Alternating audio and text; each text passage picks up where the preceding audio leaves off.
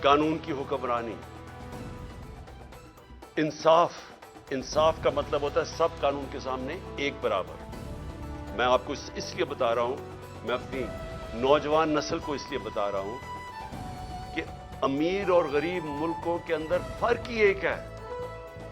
अमीर मुल्कों में इंसाफ है, रूल ऑफ लॉ है, कानून की हुक्मरानी है। जिस मुल्क में भी गुर्बत है, एक एक मुल्क आप देख लें, उधर जंगल का कानून है, उधर ताकतवर के लिए एक कानून, कमजोर के लिए दूसरा।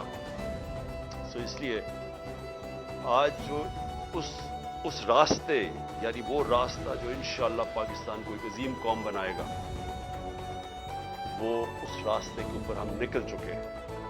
हमारे सुप्रीम कोर्ट ने आज एक ऐसा फैसला किया कि उसने पाकिस्तान के आइन को, पाकिस्तान के कानून को उन्होंने आज अपहोल्ड किया। उन्होंने आज कायम की कानून की हुक्मरानी। और ये, अब मैं ये कहना चाहता हूं कि ये मेरी जिंदगी में मुझे अफसोस से कहना पड़ता है कि बहुत कम दफा ऐसे हुआ है। और काश कि ये पहले हो जाता तो आज पाकिस्तान एक वो मुल्क होता जो खुशहाल तरीन मुल्क होता। हम आज, हमारे ये हालात ना होते जो बदकिस्मती से आज पाकिस्तान के हालात हैं कि हमें हर जगह पैसे मांगने पड़ते हैं, कर्जे मांगने पड़ते हैं, हम जलील होते हैं, हमारे लोग जलील होते हैं, कौम की इज्जत नहीं है। जो कौम अपनी इज्जत नहीं कराती, दुनिया उसकी इज्जत नहीं करती। तो ये कानून और इंसाफ, रूल ऑफ लॉ, ये जुड़े हुए हैं खुशहाली के साथ। एक कौम सिर्फ वो खुशहाल होती है जिधर तरक्की होती है, वो जुड़ी हुई होती है जिस मुल्क के अंदर इंसाफ होता है, कानून होता है। नेल्सन मंडेला ने कहा था कि अगर गुर्बत हटानी है तो इंसाफ दो। उसने ये नहीं कहा था कि कहीं बाहर से कर्जे लो या पैसे मांगो। इंसाफ करो, आपके मुल्क में वैसे गुर्बत खत्म हो जाती है। जो अमीर मुल्क है, स्विट्जरलैंड की मैं मिसाल देता हूं, रूल ऑफ लॉ इंडेक्स में, यानी वहां इंसाफ जो उसको जो ग्रेड करते हैं, तो वो 99% है। तो इसलिए वहां खुशहाली है, कुछ भी नहीं है, वसाइल भी नहीं है। तो आज मैं इसलिए फिर भी अपनी कौम को मुबारक देना चाहता हूं कि एक बहुत बड़ा यहां एक माफिया बैठा हुआ है पाकिस्तान में, कब्जा ग्रुप है। और ये कब्जा करके बैठ के इस मुल्क पे पिछली अप्रैल से, और इन्होंने हर किस्म की पाकिस्तान के अंदर जो बुनियादी इंसानी हुकूक है उनको ख़त्म किया। इन्होंने हर किस्म की कानून की वायलेशन की। इन्होंने वो काम किए जो किसी जमहूरियत में नहीं हो सकते, कि वो लोग पहले इक़्तिदार में आते हैं एक ऑक्शन के जरिए, इलेक्शन के जरिए नहीं, अवाम का मैंडेट लेके नहीं आते, पैसे खर्च करके, हराम के पैसे से लोगों को खरीद के एक साजिश के तहत, और बैरूनी साजिश साथ मिलवाई इन्होंने अपने साथ। पहले हम समझते थे कि बाहर से साजिश हुई है, इन्होंने साथ मिलाई। यहां के जो मीर सादिक थे, इन्होंने गद्दारी की। इन्होंने बाहर से कुव्वतों को अपने साथ मिला के ये साजिश की गवर्नमेंट गिराने की। और उसके नतीजे में वो लोग आए जिन्होंने वो काम किया है जो किसी जमहूरियत में हो ही नहीं सकता। अपने अरबों रुपए, 1100 अरब रुपए के इन्होंने केस माफ करवाए, सिर्फ कानून बदल के, पार्लियामेंट में बैठ के नैब की अमेंडमेंट चेंज करके 1100 अरब रुपए का फायदा करवाया अपने आप को। तो आज मैं, और फिर उन्होंने पूरी कोशिश की कि किसी ना किसी तरह ये इक़्तिदार में रहे, और हर वो कोशिश की कि किसी तरह अवाम की राय ना आए। जो भी बाय इलेक्शन हुए, और अल्लाह का करम है कि 30 बाय इलेक्शन जीती है तहरीक इंसाफ 37 बाय इलेक्शन में से, जब से हमारी गवर्नमेंट गई है। तो इसलिए डरते हैं इलेक्शन से, और इलेक्शन से बचने के लिए इन्होंने हर कोशिश की, और ये पूरी कोशिश की कि जब 90 दिन के अंदर वाज़ेह था, आइन के अंदर वाज़ेह था कि 90 दिन से ज्यादा, जब असेंबली डिसॉल्व की हमने, कुर्बान की अपनी दोनों असेंबलीज, तो जब यह वाज़ेह था कि 90 दिन के आगे नहीं जा सकता इलेक्शन, तो इन्होंने पूरी कोशिश की, गवर्नर्स को साथ मिलाया, इन्होंने हर कोशिश की कि किसी तरह यह इलेक्शन ना हो। और सुप्रीम कोर्ट ने जब आज फैसला किया تو میں پہلے تو سپریم کورٹ کو یہ کہنا چاہتا ہوں کہ قوم آپ کے ساتھ کھڑی ہے. قوم اس ملک میں ترسی ہوئی ہے انصاف کے لیے, رول آف لاء کے لیے, اور میں آپ کو یقین دلاتا ہوں کہ یہ 99 نہیں ہے. 98-99 میں جب اس نے اسی نون لیگ نے ایک سپریم کورٹ کے چیف جسٹس کو ڈنڈوں سے اٹیک کیا اور بھگوایا وہاں سے, اور پھر پیسے دیے, وہی رفیق تاڑڑ وہ پیسے لے کے بریف کیس لے کے گیا اور کوئٹہ بینچ خریدے, اور وہ چیف جسٹس جو سب آج تک سب سجاد علی شاہ کو سمجھتے ہیں کہ وہ ایک ایماندار دیانتدار چیف جسٹس تھا, اس کو سپریم کورٹ سے انہوں نے ہٹوایا. انہوں نے جوڈیشری کو تقسیم کیا. اور آج میں یہ دیکھ رہا ہوں لاء منسٹر نے جو اسٹیٹمنٹ دی ہے شرمناک ہے.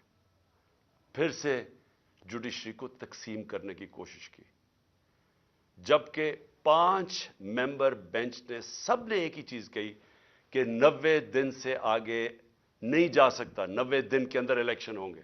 5 نے یہ کہا, اور انہوں نے 2 نے نہیں اتفاق کیا, لیکن اس چیز کے اوپر تو 5 متفق تھے کہ 90 دن کے اندر الیکشن کروانے. اور میں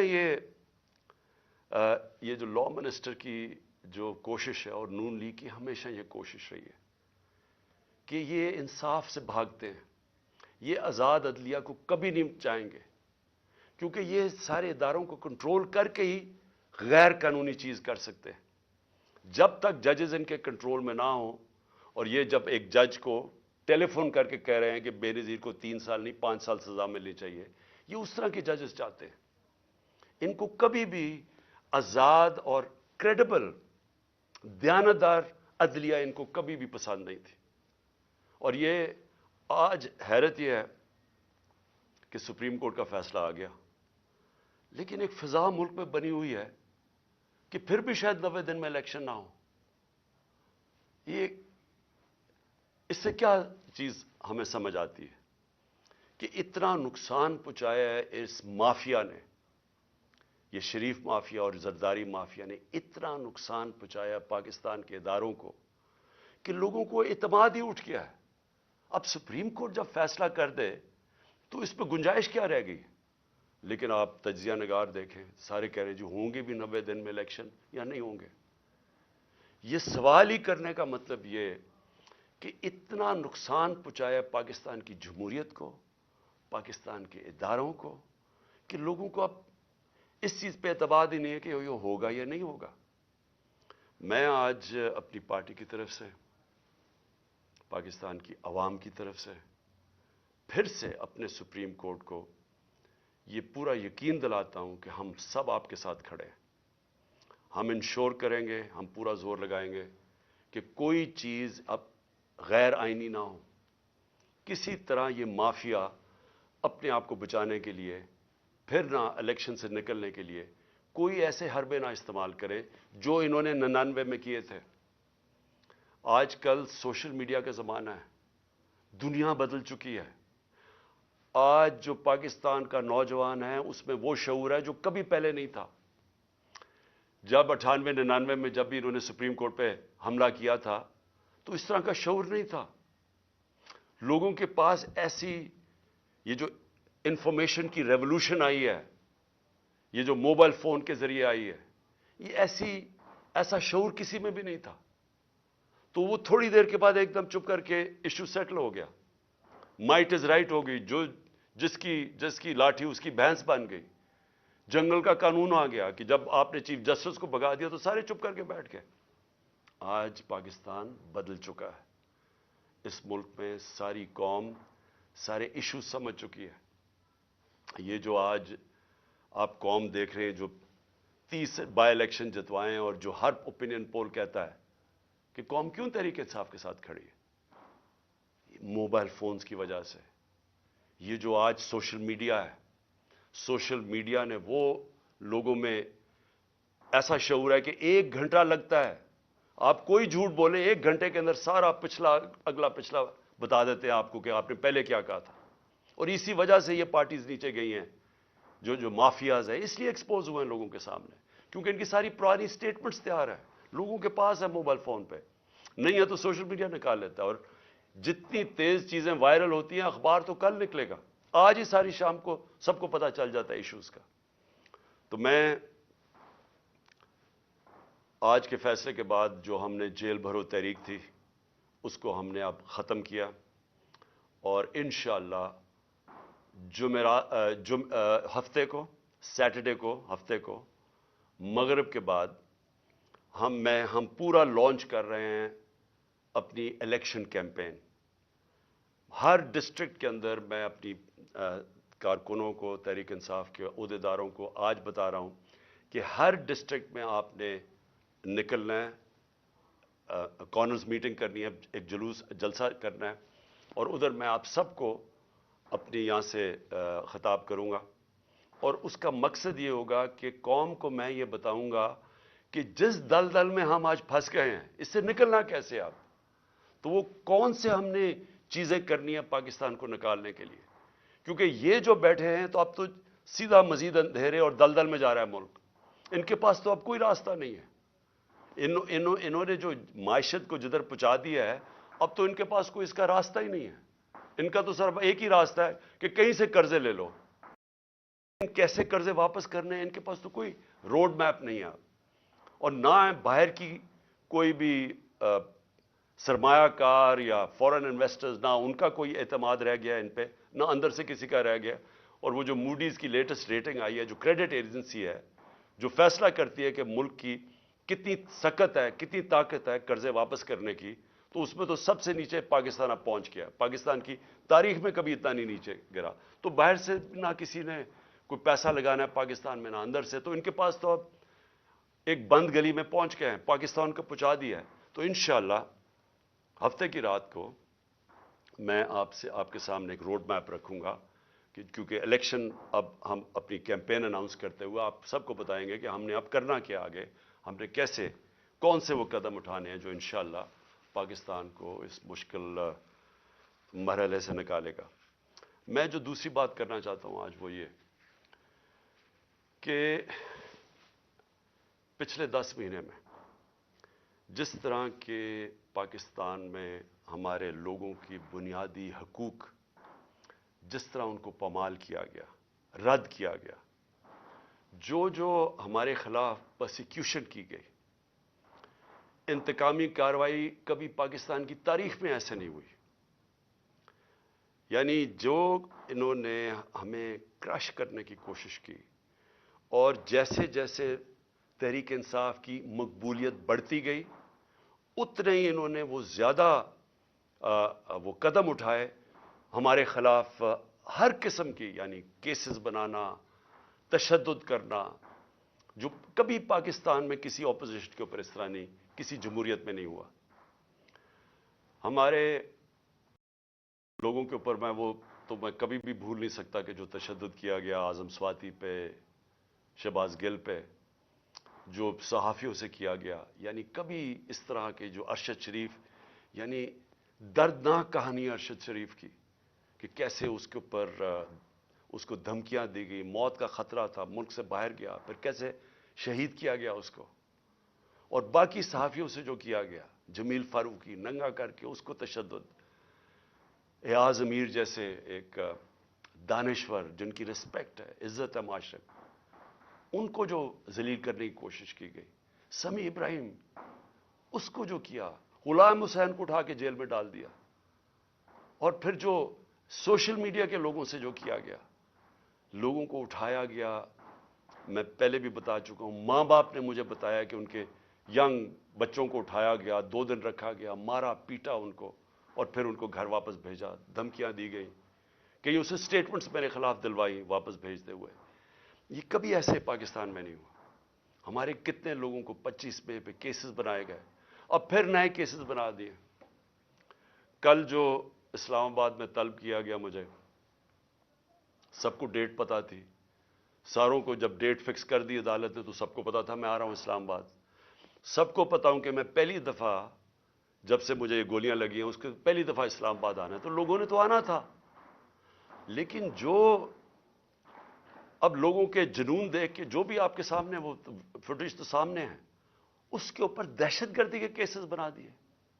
مزید میرے اوپر 2 اور کیسز بنا دیے. 74 کیسز ہیں میرے اوپر, ساری سینئر لیڈرشپ کے اوپر کیسز بنا دیے. مجھے یہ بتائیں کہ پاکستان کی تاریخ میں کس دور کے اندر اس طرح قانون کو مس یوز کیا گیا, دہشت گردی کے قانون کو کس دور میں مس یوز کیا گیا.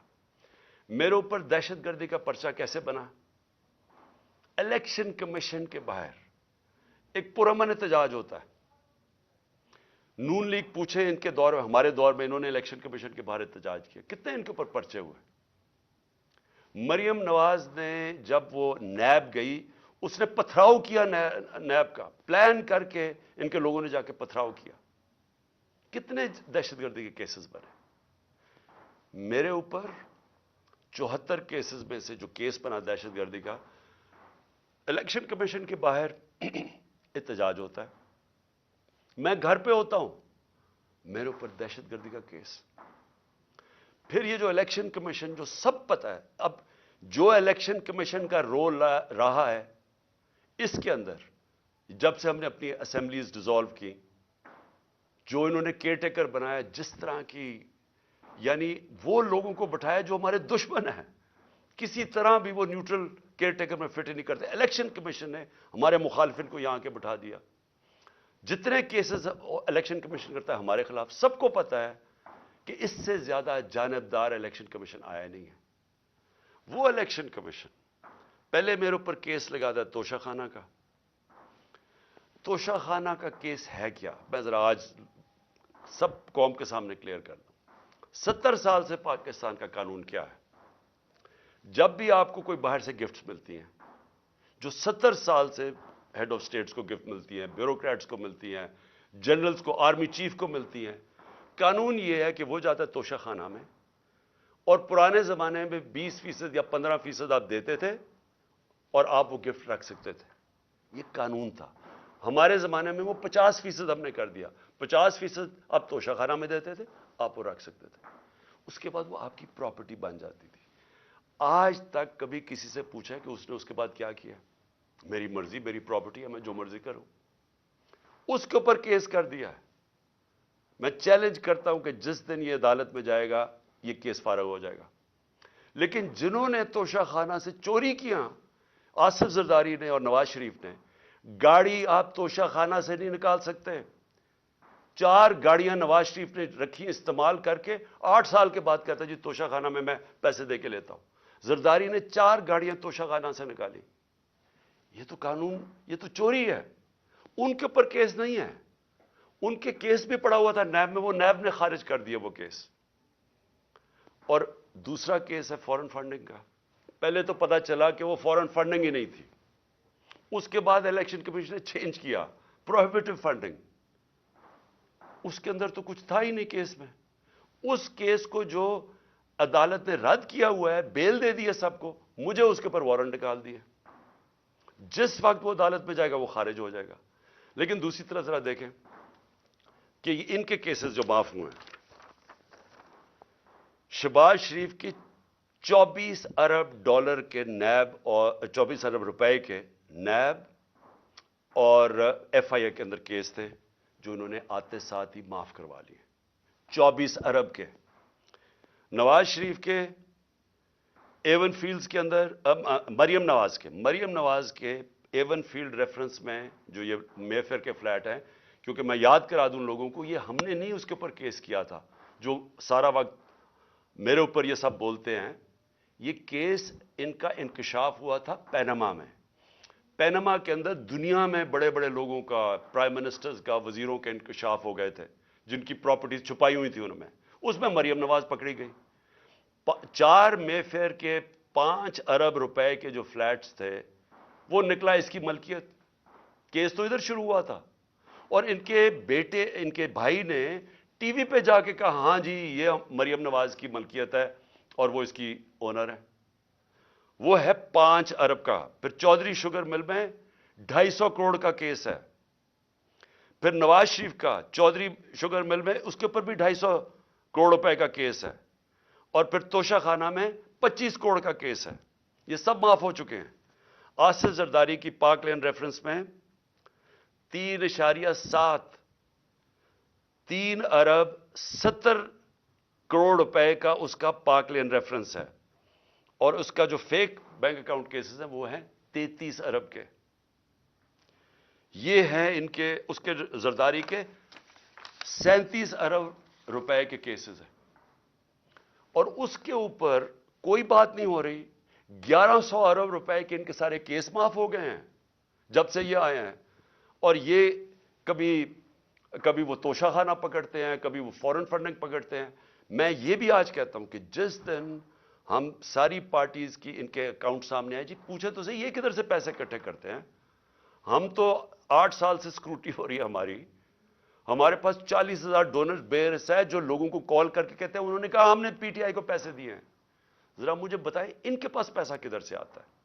और जिस दिन इसकी वजह से इलेक्शन कमीशन का केस नहीं सुन रहा, वो सामने ही नहीं आता। अदालत कह बैठी है कि सारी पार्टीज के इकट्ठे केस सुने जाएं, लेकिन इनके केस सामने नहीं आते। तो हमारे ऊपर केसेस के अलावा मैं जो बताना चाहता हूं कि जिस तरह जनरल अमजद को पकड़ा गया, मैं तो जनरल अमजद को नहीं जानता, मैं तो उनको टीवी पे सुनता था।